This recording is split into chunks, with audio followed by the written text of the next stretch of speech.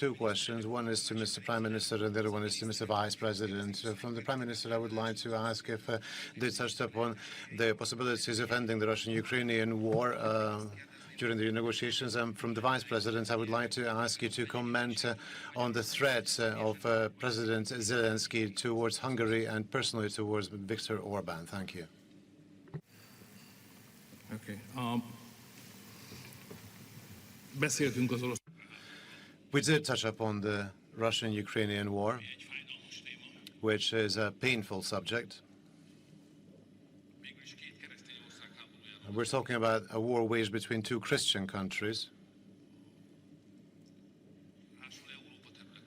Moreover, in the territory of Europe. So these two sentences actually set out how serious this war is. And I have always really looked up on the President of the United States, I'm talking about the current President, obviously, that from the first moment onward, he regarded these two dimensions as most important.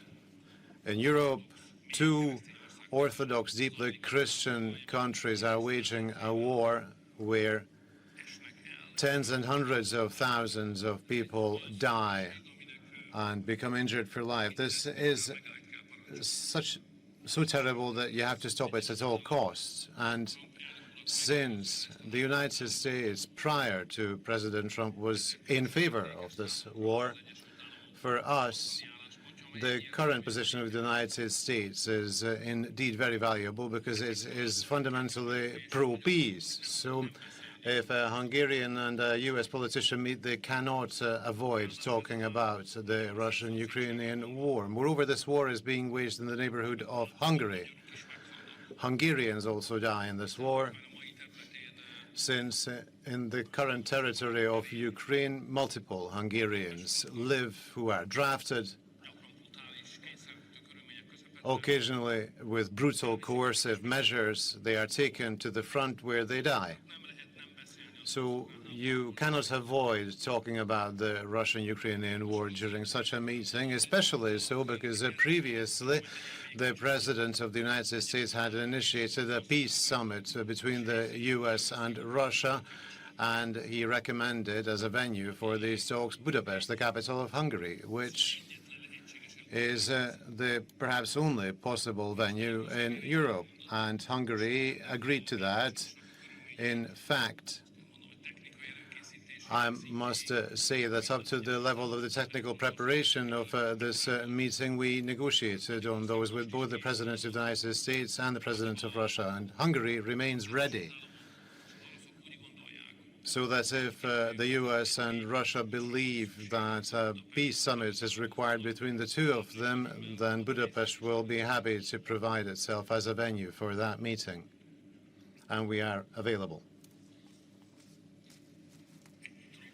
And that's all I can say to you. Thank you for your willingness to host. And just to answer your question, so I'm not aware of President Zelensky threatening Viktor Orban. I know that there have been a lot of people who have threatened Viktor and have frankly not just threatened the people of Hungary, but have actually tried to exact costs on the people of Hungary because their leadership has been one of the few that's been wise and smart about the conflict between Russia and Ukraine. Now, look, you don't have to defend the morality of the war. I think Viktor has. I certainly have. The President of the United States has condemned the invasion. We don't like the war. We want it to stop. That's not the question.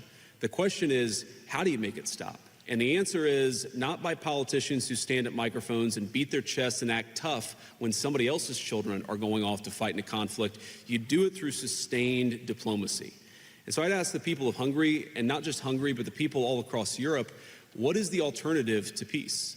Is it to continue feeding young men into this terrible, terrible war, to continue this completely ridiculous cycle of violence, or is it to get serious about diplomacy?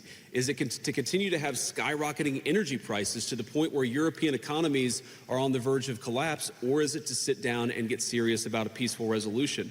The reason the President of the United States has been so dedicated about this is not because it affects us as personally as it does the people of Hungary or Europe. In fact, we're much more insulated, as all of you know, from what's going on in Russia and Ukraine than most countries anywhere else in the world. The President has asked us us to work so diligently on it because he knows that it's bad. It's bad for commerce, it's bad for morality, it's bad for human life. We need to actually engage in some real diplomacy. Viktor has been better at anybody at helping us understand what is it the Ukrainians need and what is it that the Russians need in order to achieve peace. We're going to keep on working on that process. As you've all heard the president say, this war has been the hardest of all the wars that he's worked on to solve, but we're going to keep on working at it. The president has ordered us to keep on working at it, but we need people. We need people in Europe who understand the stakes and understand how to get this negotiation done. Viktor's been a great part of it, which is why the president asked him about the Budapest summit, because I think we're ever going to get these leaders together, this is the perfect place to do it, a place of real statesmanship,